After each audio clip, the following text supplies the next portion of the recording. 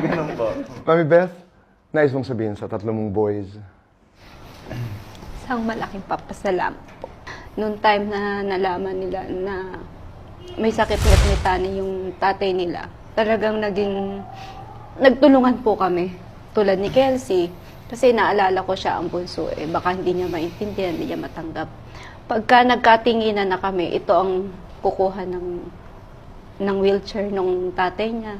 Ito magbubukas ng gate, mag-aano ng kotse, diretso kami sa ospital. Yung ganun kasimpleng bagay na nagtutulungan kami, napakalaking kabawasan sa bigat ng dibdib ko.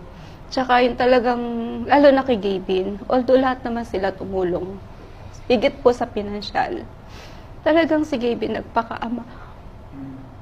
Totoo yung sinasabi po niya na